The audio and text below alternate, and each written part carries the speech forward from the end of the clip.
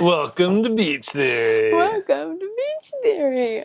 I don't know why you wanted to do this at midnight. What time is it? It's after midnight. Okay, let's talk about this stuff. Okay, welcome to Beach Theory. It's 12:17 a.m. Yep. And you're sick with a cough Yep. and thinking you want to talk for a half hour. You know what? It's going to make you cough We a have lot. been talking already for a little while. But I wanted to bring you guys in on a conversation because basically we're just reminiscing about well, first of all, we've been through a lot since the last time we talked to you guys. You think this is going to be the first Yeah. podcast we Sure. post? Why not? Okay. It's been a full year since we've talked to you guys. And so much stuff has happened, and it has been really hard stuff. Basically, I think we probably filmed a podcast right before everything happened when we were still living in the big house. Yeah. And I think we were talking probably about how we're going through something hard and we don't really want to let everybody in the world know about it yet, but we are going through something hard. Just blame us. We never posted that. Really? No, because... That would be interesting to go back and watch it now. Well, we filmed like a 2-hour-long podcast talking about how horrible everything was going. Do you guys want us to watch it and commentate on it? Would you be interested in that to watch?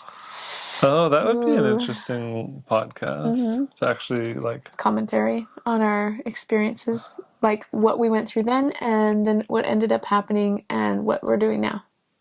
What we learned from it. That would be interesting. I don't even remember half the stuff we probably talked about. Oh, I do.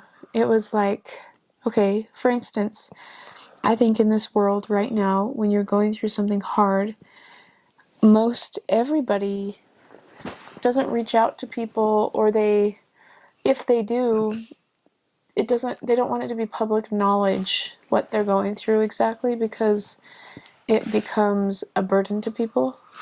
Well, it's hard to talk about struggles while you're in the thick of it. It really is. It is so hard, and I didn't realize how much I have a problem with that until I couldn't talk about it to anybody, and I felt like I was just... Everyone wants to be like, you scaled the mountain, good job. But nobody wants to be like, oh, sharing Yeah. the horrible, I'm slipping, I'm falling. I'm going to die, and I don't know what to do, and everything is looking really bad right now. It's kind of like when people are That's when people are like, don't look at me.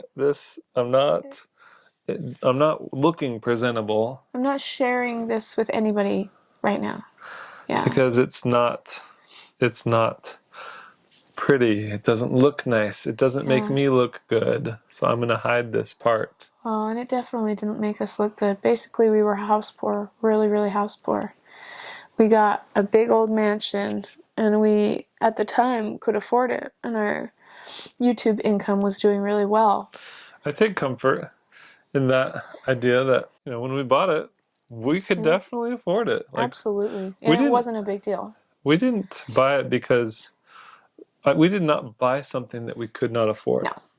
No, But not at the time. We quickly lost our revenue to the point where we could not afford it. I also think we quickly lost our drive. Our spark. Yeah. Yeah, we had no drive. Yeah. I think we both secretly wanted to have our cake and eat it too. Have this big mansion and retire. I don't think we even talked about that. I think it just kind of happened. Well, maybe it doesn't help that when we moved into the house, you were pregnant. Yeah. At the end of your pregnancy, which made it really hard to be creative as a YouTuber. Yeah. And then you had a newborn. Yeah. And that takes a lot of time and effort. It's we really moved at a time where I think if we'd have moved there with all of our kids older and we were healthy, we might have gone into that house being like, all right, let's do this. Let's make it happen. But we moved there in a time where we were just barely even functioning. Yeah. Because I was You were pregnant, and pregnant, and the then you had a heaviest I've newborn, ever been in my life. and I'm managing all these kids, Yeah. and like trying to figure out how to create content that's compelling when you're just not in it with me. And you had really come to rely on me as entertainment. Totally. And I was I really could not do without you. wiped out and not wanting to film anything. And it was coming across on camera. I was almost mad at the camera. Just like, no, I don't want to film right now. Oh, I have to because our lives depend on it and our house will get, taken away or whatever if I don't. Yeah. Fine. I'm happy on camera when I'm really not. Yeah. Oof. I had another thought. I wonder if I really wanted to buy that house to make sure that my mom and dad also got their dream of having a mansion at one point in their life. And I wonder if that feeling of we've made it, that feeling of retirement kind of rubbed off on us a little bit. Oh, yeah. Like, I think it was all of us were kind of feeling that way. Not just us, but my mom and dad were too. Like, we've made it. It's done. Yeah. It's happened. I was definitely in a place, right before we moved, I was in a place where I felt like I had arrived. I was like at my peak of, my business abilities. Like we were making a lot of money. It was the best we've ever done. We were doing really good. And I was like, so amazing. I was definitely not in a place where I was open to seeing my faults. Yeah. I was like, I'm awesome. This episode should be called What Really Happened to the Beach House. I thought I am so cool. Like we have so much money and we're doing so good. Like everything's great. I definitely felt like, okay, I'm done working, which is so ironic because I should have had the opposite. Like, okay, now I have to work even harder because we have to make the payments for this house. I just thought, no, it'll carry us. Yeah. It'll carry us. The work we've done so far is enough. That's what I thought. Well, and it was. It was for a long time. Well, because you were 8 months pregnant when we bought the house. And so for the last 8 months, you had been struggling to create any content. Yeah. And yet the channel was doing as good as ever. So you're like, I'm just barely putting any effort into this. So I'm going to continue to barely put any effort in. Because it's working. And continue to make a lot of money. Now we know better. Well, we got hit hard by COPPA. And then COVID immediately after that. And just, honestly, the COPPA thing was probably the nail in the casket. Because I just think I was already so worn out. Burned out. We were making, at one point, was it 15 videos a week? I think we might have done that for a couple of weeks, but it wasn't consistent. But it was enough that I was like, holy cow, we've done that. Yeah. Even if it was only 1 week. It was like, oh, that was so hard. See, I don't want to do that. Making that much money and trying to make that many videos, that's where you hire a videographer to come in. Totally. And just be like, no, I'm not going to do all of it. Or a manager. Yeah. But we were trying to do all. All of it. And we were hiring family, and I think they liked it to an extent. Yeah. And then they didn't like it anymore.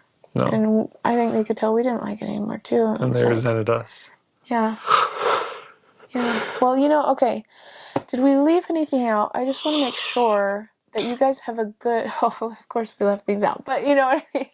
I want to make sure that you guys have a good understanding of where we are now, what the main big things are that have happened, and then we'll fill in the story in between. So we have moved.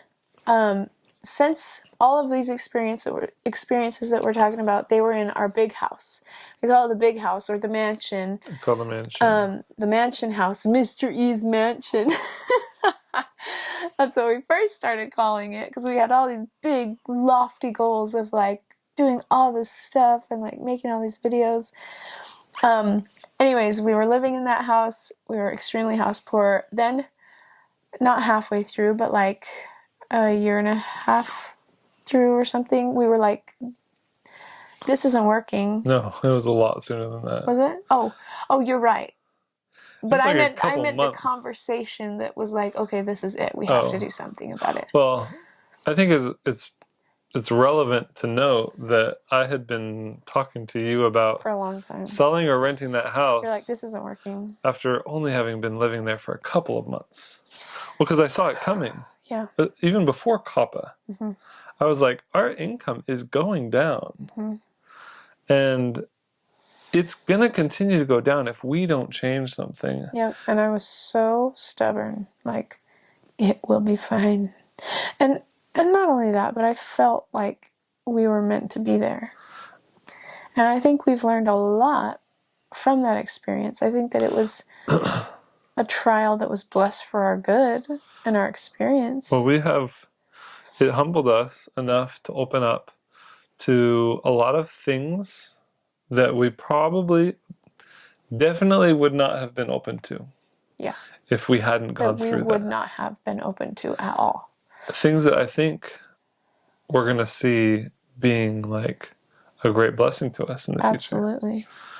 Oh, but so then, anyways, we had a conversation. We ended up multiple conversations about selling the house or renting out the house. But the ultimate one was when I was at the gym and he called me and he's like, "We can't do this anymore." And I was like, "What do you mean we can't do this anymore? What are you talking about? We can't afford this house anymore." And I was like, "What? No, just trying to push him off, kind of like We'd had that conversation a lot, but you'd always convinced me to be patient. Have a little faith. This is the first time where I was like, I'm done. And I was like, what? I'm done with this house. Like devastated. I'm going to sell it because if we don't, we are going to lose this house. Yeah. There will be a foreclosure. Yeah. And I was just like, I can't believe it. But the thing is, I could believe it. That was the crazy part. I had convinced myself so thoroughly that miracles would happen enough to carry us without real action. And they did to an extent. That's the crazy part. We had miracle after miracle happen to be able to keep that house. We did. So it wasn't in foreclosure, so we were able to sell it. And it was crazy how many times Heavenly Father would step in and be like, okay, yes, you'll keep the house for another month. But we were literally moving 1 month to living 1 month to month in that house without any reassurance that the next month we would have it. Absolutely. And it was such a big house that you don't have a lot of time with foreclosure, like in a smaller house where they're like, oh, you have a few months, or it's going to be a while before they're like, yeah, we need to evict you. It was like, no, at that price range, at that house, they could kick us out in like 1 month. And it was like so scary, unbelievably scary. But we did everything we could, and we moved out of the top of that house. My parents were living in the bottom of that house. We went to our house that was the most rundown house we've ever lived in. The old pioneer house.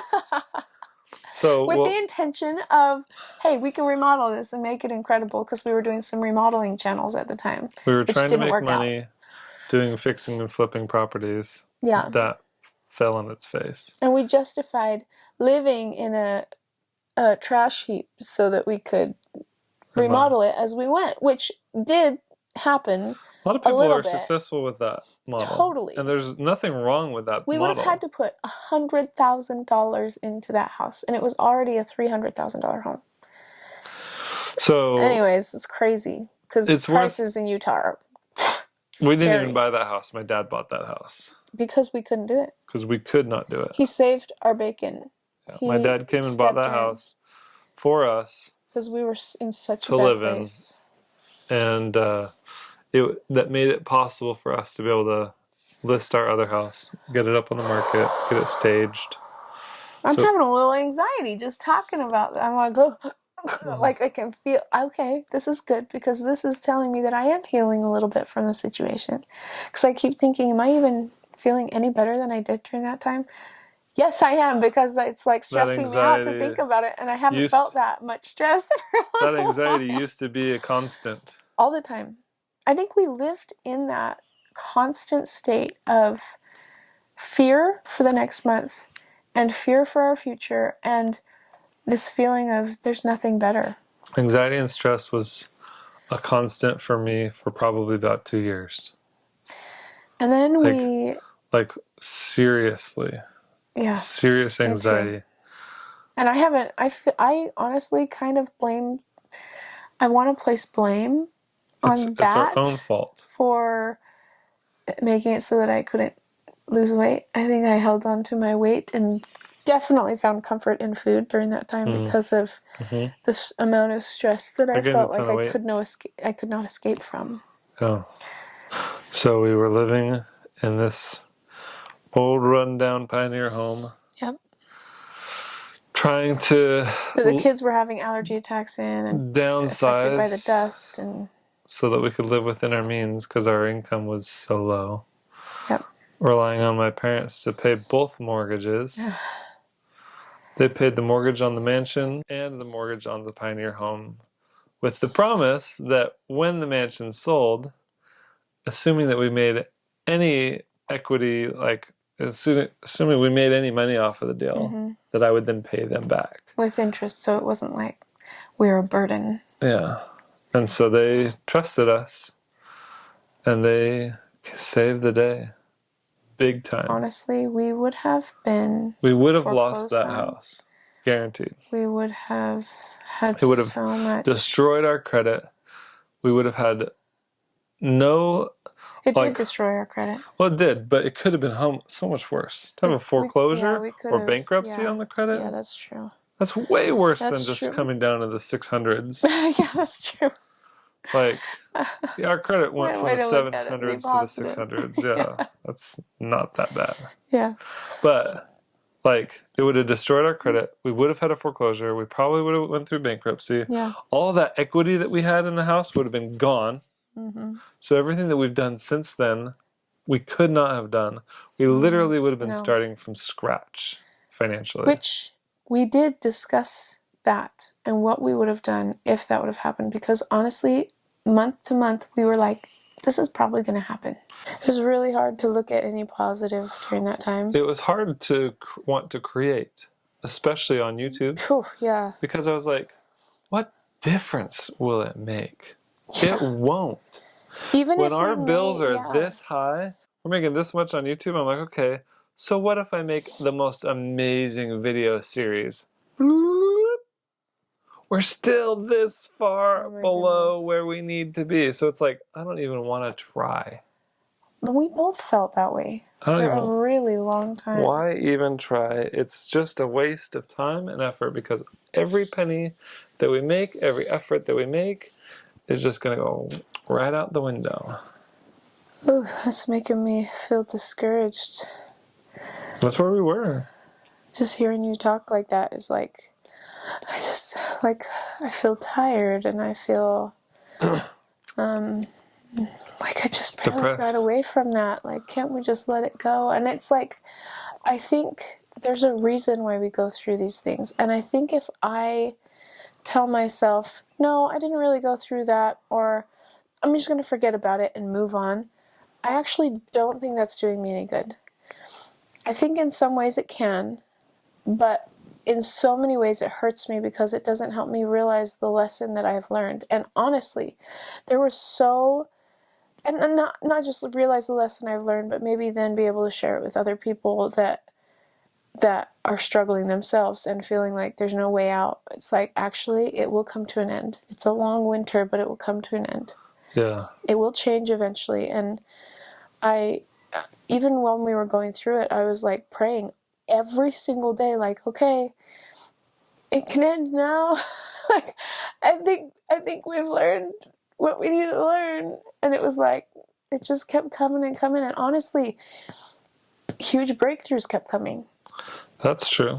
Huge breakthroughs kept coming over and over and over and over. And honestly, I don't think I would have learned not even a quarter of what I learned had we not gone through that. Yeah. And these are like life-altering in every single subject things that have happened to us because of that. Yeah. And That's what we want the season to be about. Yeah, that's actually really good, kind of like a segue, or at least a teaser kind of to announce. Basically, we've learned so much over the last 2 years. I feel like a different person, and that's sad in a way, because I feel like You didn't change on camera. I didn't change on camera, and so I might contradict my older self. Yeah. I might. My younger self, I mean.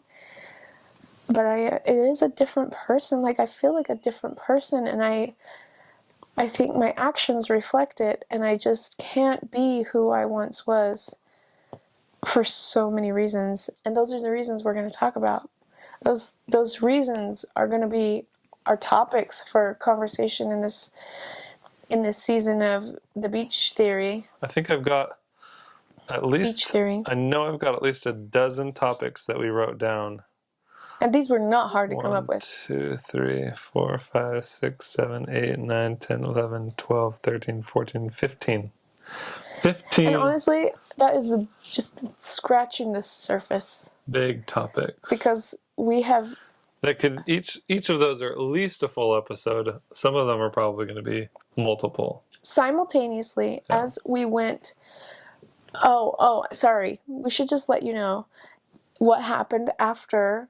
We did not have to go through bankruptcy. We did not have the house taken away. We did not have foreclosure or anything like that. But what did end up happening was our family, Michael's family, was able to step in, and my family a little bit too, and help save the day so that we could keep the house for just long enough to sell it.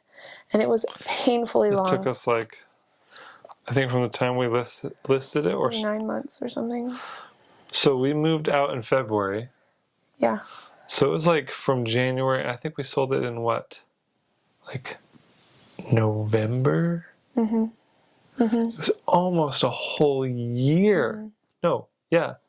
Almost an entire year from the time. Now, we didn't list it until May, I think. Yeah, well, because we kept... Because it took us so long to just even get it ready. Yeah. And staged. You get a big house, you fill it up. It took us forever to get that thing ready to actually sell it.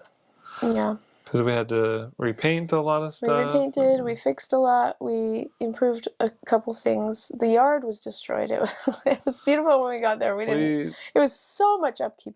Yeah. There's a lot of reasons I could say, all that don't have to do with money, that I'm really grateful we don't have that house anymore too. But mostly it's because of money. We would have kept it if it wasn't for money. But anyways, yeah, we were able to finally sell it. And then we got to thinking, and we were like, if we have to buy a house in Utah, we're going to run into the exact same problem, because by the time that we had bought that huge house to 2 years later, it was so much more expensive. All of the houses, all of them. If we had bought 2 houses right at the beginning in Utah when we were going to buy that big mansion, we probably would have been fine. But we were not fine, because any amount of money that we might have made off of that house wasn't enough to buy what we needed in Utah. Yeah. And so we had to leave Utah. If we wanted to be homeowners. If we wanted to be in a able house to be that's out of debt and a decent house. Yeah. And so we came to Missouri. And that started because Michael's family was moving out here because they also could not afford a house in Utah. In Utah's prices they're skyrocketing, and have been for a long time. And so they were able to find a home here in Missouri, and we volunteered to help come out and help them move, but also really look and see how we felt about this area. And when we came out, it felt right, and it felt good, and almost impossible. It felt impossible. Yeah. It felt impossible to live a life where we're not worried, and where YouTube's not dictating our actions, or we're not feeling pushed or manipulated into following trends that don't actually align with our beliefs or who we are. And it felt impossible to not worry about a house payment, or it felt impossible to not worry about all of these huge burdens that were literally our whole life for the past 2 years. Ugh. But we were able to come out and it felt right. And so we started looking for houses out here. And my mom and dad have also moved out here now this week and have been in there for like 3 days. And this whole idea, you know, when you start imagining a different life and things just fall into place so well, it's like I can't help but believe that God had a hand in that, and he also probably had a hand in steering us away from the other choices we might have made. Because there were a lot of choices we were like, maybe we should do this, maybe we should do this, I don't know. We were so like desperate to find to change anything and everything, to be able to make improvements, because our life was horrible. It was really bad for a long time. But also, in the middle of all of that, I would say it began right when we first got in that house, before all of the financial instability. We got the house and we went, woohoo, we did it. Now what? Because we were both kind of feeling like we've made it. Like, I mean, we were just talking about this, you know? Yeah. And we started to look into all of the areas in our life that are like really, or were like really unstable or really not okay. Well, I think we couldn't fix our financial situation, so we started fixing everything else in our lives. Trying to find peace and more happiness, because there was so much stress and anxiety because of money. So we can at least fix our parenting and our homeschooling and all of our other sexual things, issues that we were trying to navigate. And I think one at a time, Heavenly Father introduced, as we were praying, like, help us, this is a big problem, and we still have never been able to. We were humbling ourselves and saying, hey, look, we can't do this. We thought we were so big and bad, but we need help. We need help with this house. We need help with our lives. It forced us we were compelled to be humble so that we could be able to be teachable and to learn new things. And boy, did we. Honestly, I feel like there's been a wealth of knowledge. And the weirdest part, I even made a post on Instagram a really long time ago, just talking about how there's so much that's happening, but it's not on camera, and it can't be. Yeah. And so it's like, it's really hard, because we in all the ways the world could see us right now, even if we had the camera on our face, there's just so much unseen that is impossible to truly share. So, do you guys want to know like what the topics are?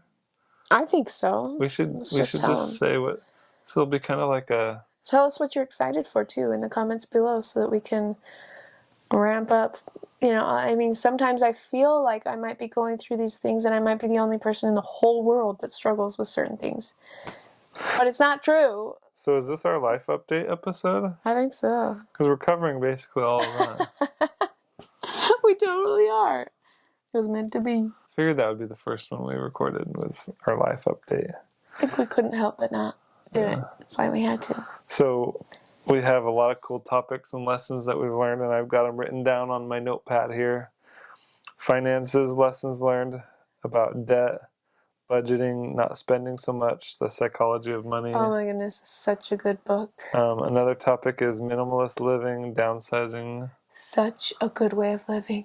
Another topic is parenting, teaching the 4 skills, reparenting ourselves, the rule of 3 and consequences. Oh my goodness. We could literally go on and on and on and on and on about Nicolene Peck's program that has changed our whole life. Our whole life. And our kids. I think that parenting program, it's like, it has truly reparented us. We've been able to look at where we lack And it's given us so much more confidence in parenting our kids because we've taught ourselves how to. I can't wait Oh my to goodness. share this with you Yeah, me guys. too. Me too. It doesn't matter if you guys are awesome parents or not. I'm 99% sure there's going to be some benefit. Oh yeah. And if you're struggling with parenting, like we weren't doing, like I never would have looked at myself and thought I'm a terrible parent.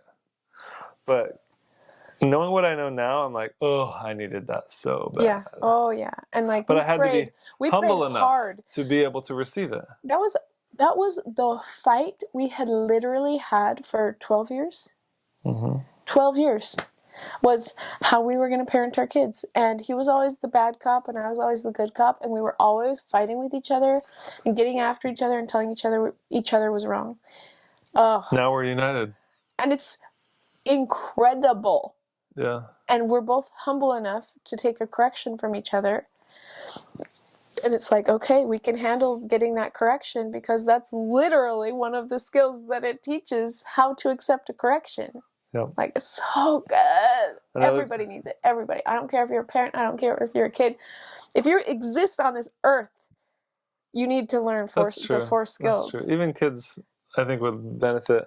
Even old people. Maybe especially old people.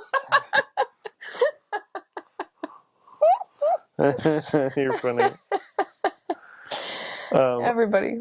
Validation, boundaries, perfectionist, how to be calm in any situation, generational healing, grounding, miracle morning, plants, edible weeds. Oh, I love that too. Spiritual growth, have to versus want to, agency, choice and accountability, testimony, people pleasing. I've always been a people pleaser, always. Creating what we want. And I probably brought it into literally the worst toxic point ever, which is the internet. People pleasing all the people of the world. And hurting badly because of it. So we've got a lot to say about each of those topics. Oh. That's just the beginning. What was the last one? I missed it because I was people pleasing. Creating what we want online. Oh, yeah. Versus people pleasing the world. Ah. But I think that as we record these, more will come to mind.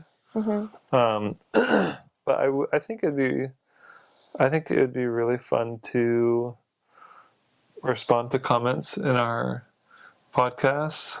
Maybe let's do it. Answer questions. Let's look on our podcast right now, see if anybody said anything. Okay, I think it'd be cool to get to the point in our development where people could be like, hey, I'm having this problem with my mom or my brother. Let's talk about it. We can Absolutely. That'd be cool. Like, isn't there some like... We're not therapists or anything, but... The crazy part is... This is beach theory.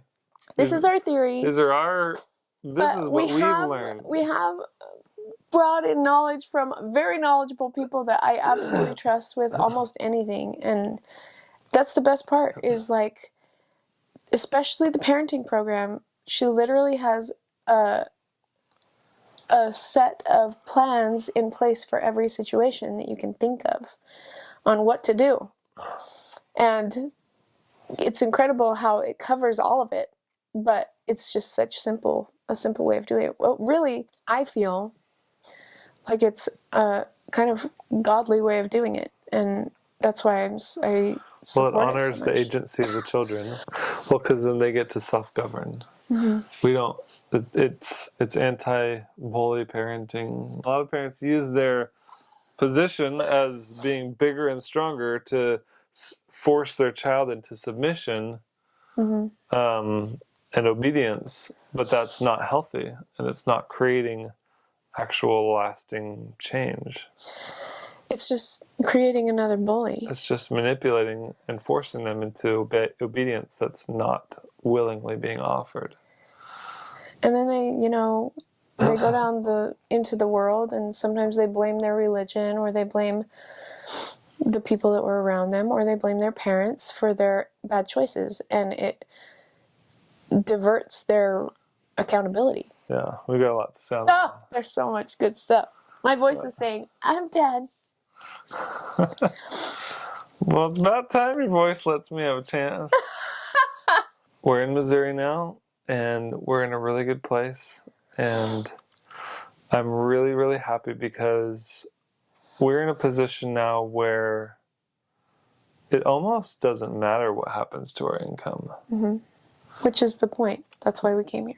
Because we've adopted that minimalist lifestyle where we have just what we need and only what we need. And I mean, we're definitely not minimalists. Oh, no. By definition. But for having as many... Relative to where we were... And relative to how your parents did it and how my parents did it. It's very much more minimal. Like, we have just what we need, no more.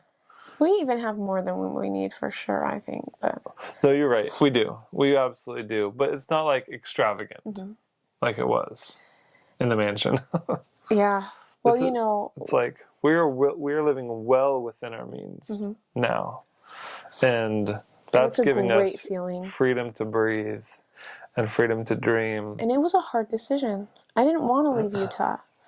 I didn't want to leave everything that was familiar to me. You got really familiar with Utah. You're definitely your home. Oh, yeah. You might have only been there since you met me, but... No, I was there 2 years before. True. That's right. I've been in Utah since 2006. But that's your home. Yeah. But 2006, that's a long time. It's almost 20 years. Almost. It's 16 years. It's definitely your home and what's familiar to you. And so, even for you, it was, I think, kind of a hard decision. Well, it wasn't an easy decision. No. It took months of deciding if we were going to do it or not, because it was, scary. Yeah. And unfamiliar, and I never, ever, ever in my entire life planned on moving permanently outside of Utah. When we left the mansion to go live in that old pioneer house, we were planning on staying there. Oh, absolutely. We were planning on living there for a long time, at least a few years. Our intention was we're going to sell the house, but we're going to stay in this one. Even after that house, we're going to stay here and recover financially. Yep. And it wasn't until, I think it was August when we decided. Yep. That we were going to leave Utah. And so we decided because August. We'd been in that house from February to August. The house sold in November, but it wasn't until August that we decided, actually, we're not going to stay in this house. We're gonna go to Missouri, where we can afford a home and actually be in a better financial situation than even if we had sold that house and we'd been living there in Nephi, in that old pioneer house. We wouldn't have had anything extra to get something for your parents. No. Or to help them. Yeah. So, yeah. I'm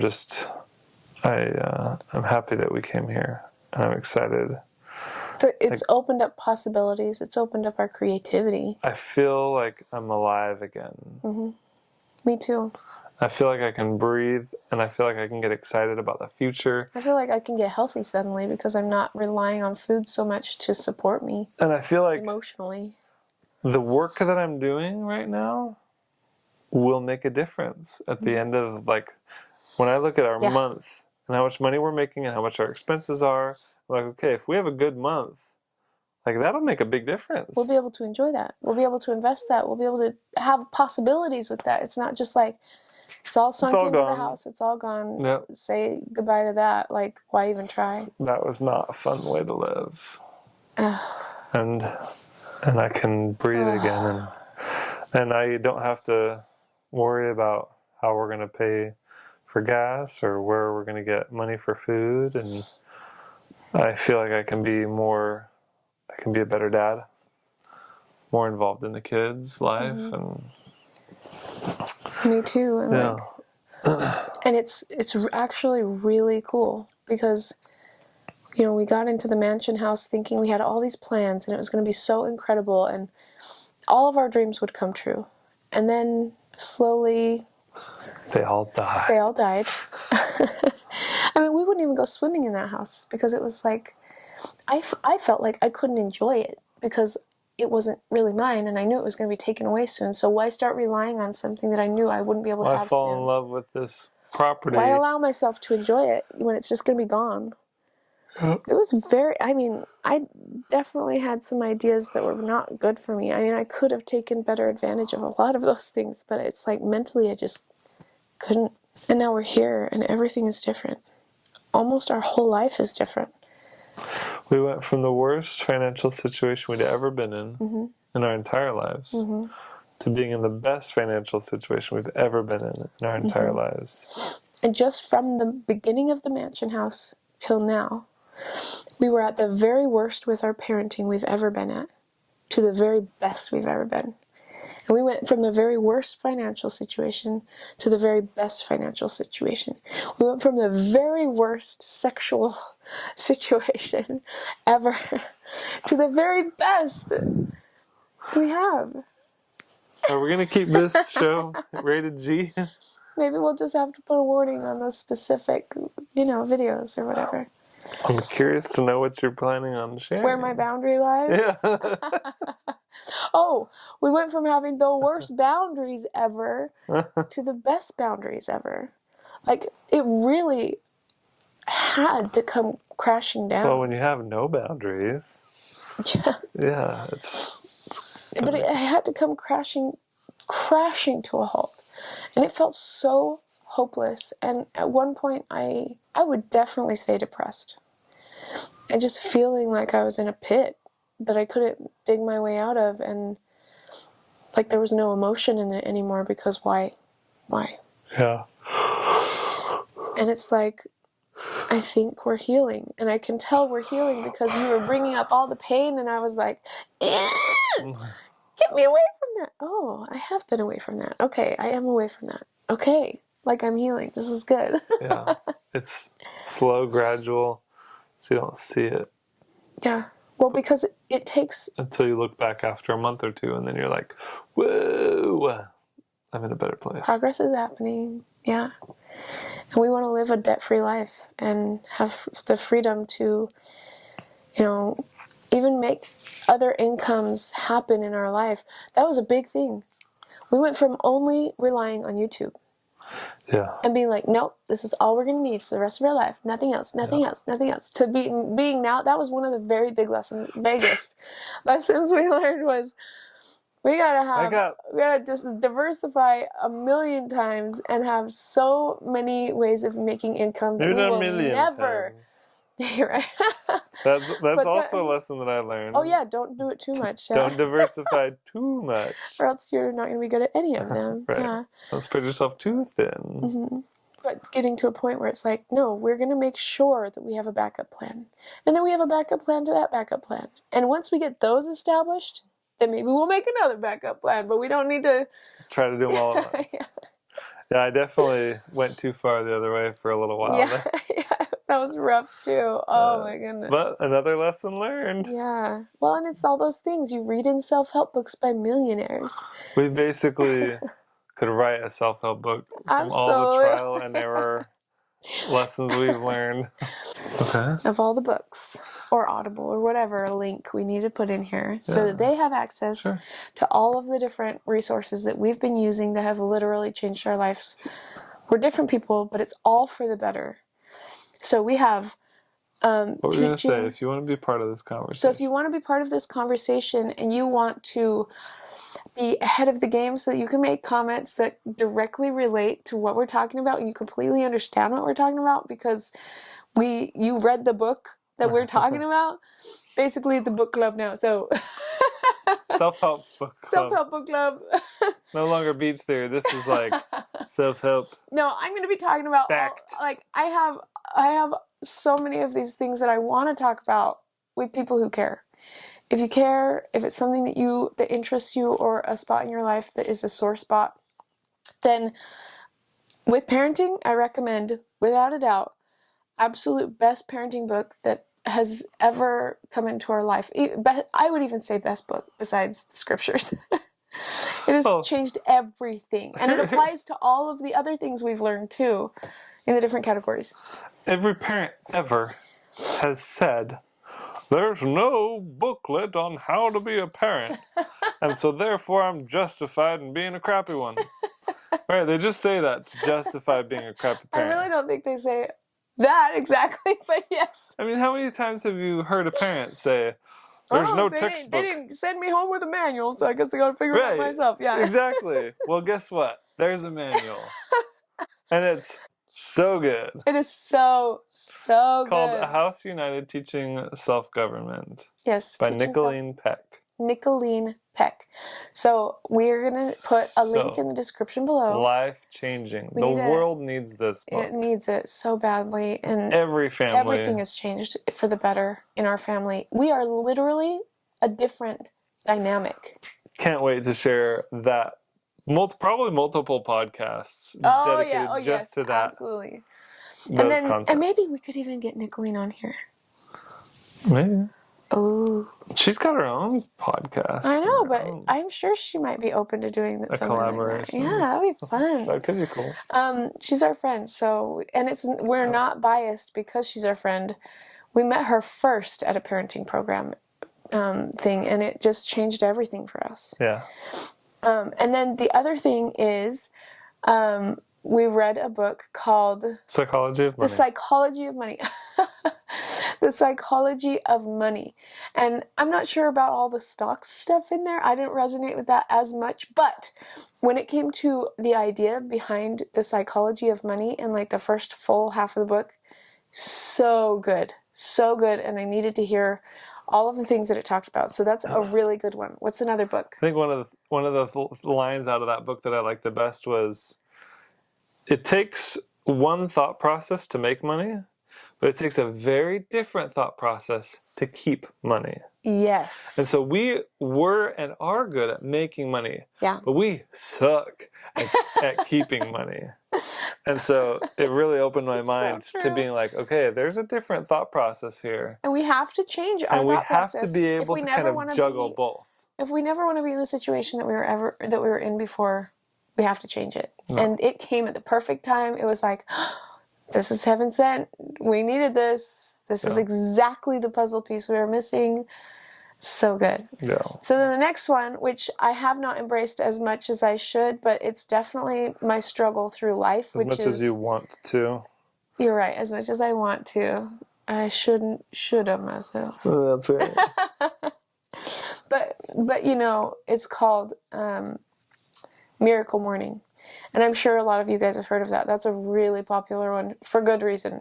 It's a guy who takes all of the different things that lots of successful people do in the morning, and he combines them into 6 different things, I think. Into like an hour-long morning routine. That does all of them instead of little pieces of all of them. Or little bits of all of the different ones. But it makes it an incredible start to your morning. And when I did do it, I was very happy. And I still want to do it. We stopped because we got COVID. And we just never got back into the habit. And now I'm sick again. Okay, and then what's another one? Let's see. Let's go to the list. Parenting, validation, boundaries, perfectionist. Oh, boundaries. Okay. Therapy in a nutshell on YouTube. So this is a different...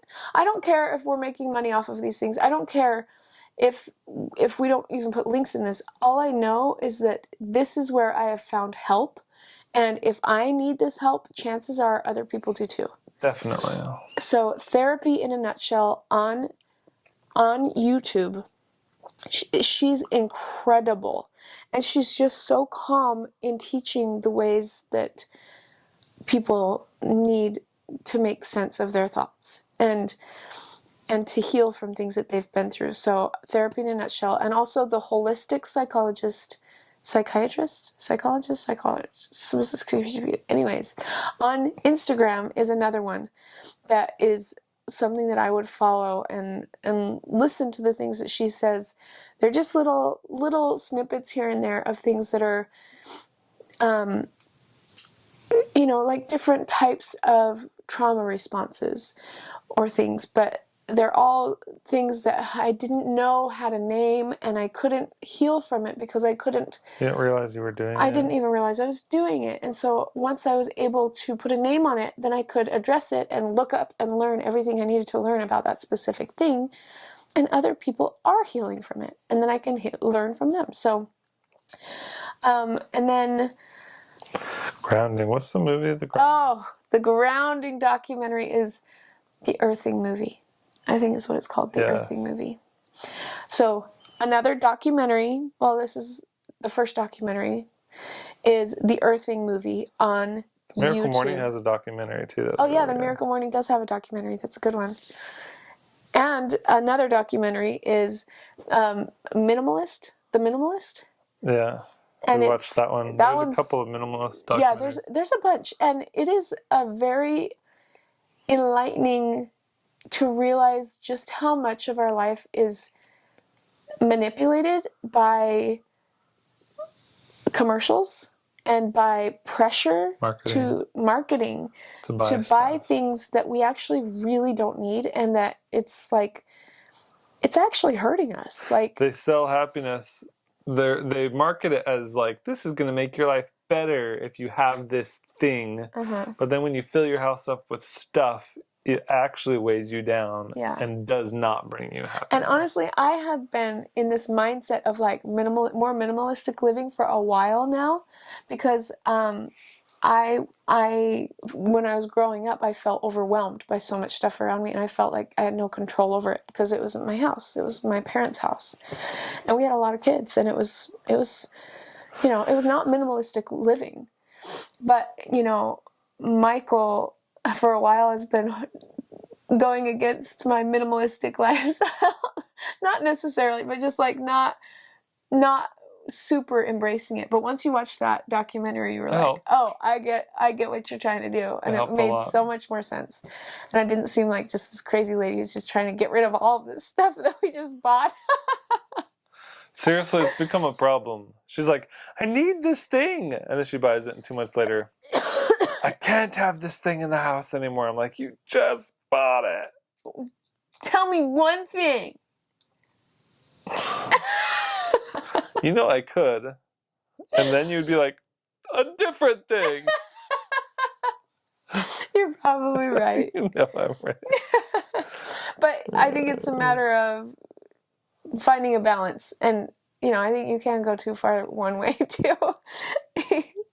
You can go too far both ways. And then we binged the show Alone, and so Becca's all my excited favorite about show. all I want to talk about the show Alone plants, with you guys. All the herbs and weeds in the yard are now edible. It's my favorite show. It's go eat a plantain salad right now. Just kidding. People pleasing, we talked about that. Oh yeah, that's a whole topic in and of itself, though. Creating what we want to create online. Being authentic. Yeah. So anyways, we have a whole list of things that are good resources that you guys can, if you wanted to go, those are the things that we're going to be talking about in this season, and the stuff that's helped us a ton. And those are just a few of the things we're probably going to talk about. We're going to talk about a lot, but if you wanted a head start in what we're going to be talking about, if you want to that's what's coming up. Yeah, if you wanted to really dive deep into all our minds, if you're a super fan. Or if you just care about improving your own self. Oh, yeah. And if you want to get a head start in what... Oh, Tony Robbins. Oh, my goodness. I didn't even talk about Tony Robbins. Yeah.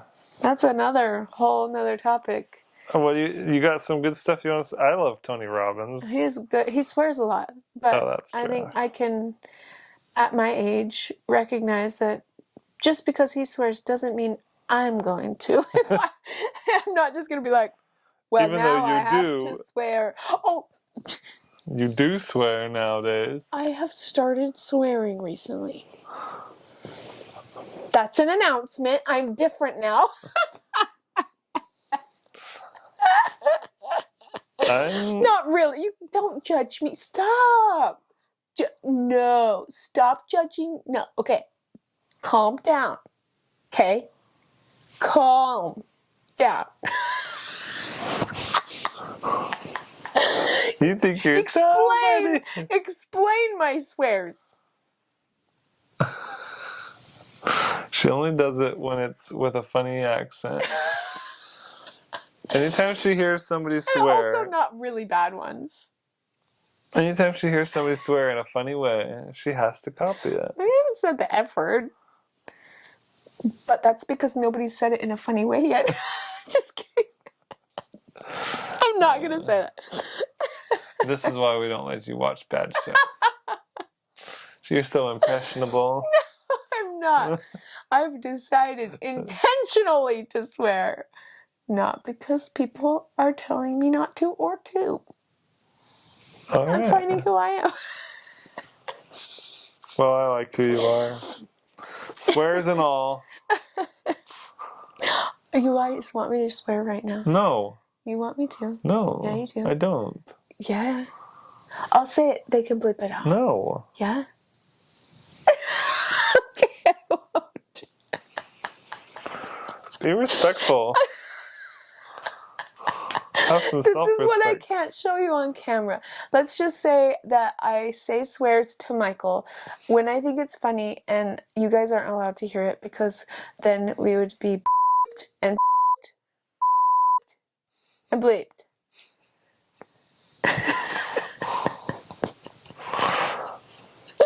Yep.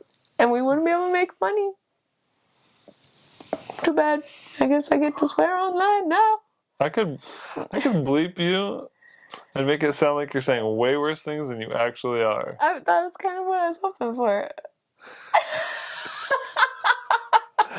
Oh, this is gonna be bad. It's gonna be funny. Okay.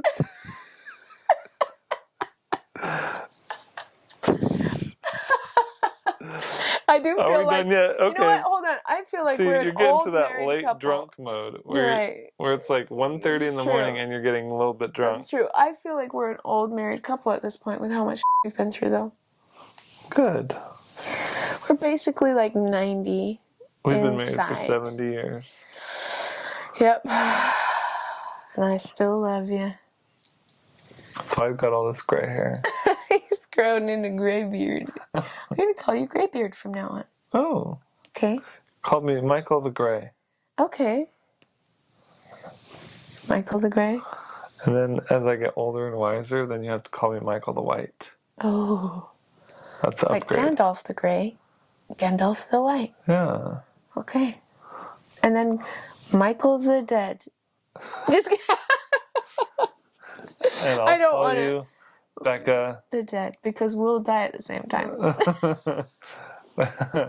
Becca the Gollum. Insults. Now I'm going to swear.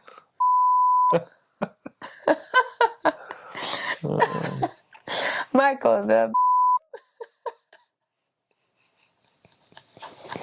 All right. You're having way too much fun. Now with that you know what's in store for this next season 3, it's gonna be good, really good. And as we find other books and other sources of good info, we'll probably talk about those too, because guaranteed we're finding things that are like important right now in our life, and I just feel like it's coming from. I used to feel like there was only good that would come from the scriptures and nothing else in my religion. And You used to think that all goodness came from the scriptures, is what you're saying. that's what I meant. What you said is what I meant. But yes, and And that no goodness would come from any other source but the scriptures. I'm very, very afraid to listen to anything else because I was afraid that there might be tainted sources of information with ulterior motives. What's sad is that you never really studied the scriptures anyway. I felt forced. So even though you acknowledged and believed that the scriptures were the only source of all truth, you weren't even going to them for truth. I think I felt like a lack of choice because there was only one thing to read. And you didn't even read that. But I did. Not like really. But I did. Okay. But just not consistently, you know? And I think now I'm like, no, I believe that Heavenly Father sends people from different places as a help.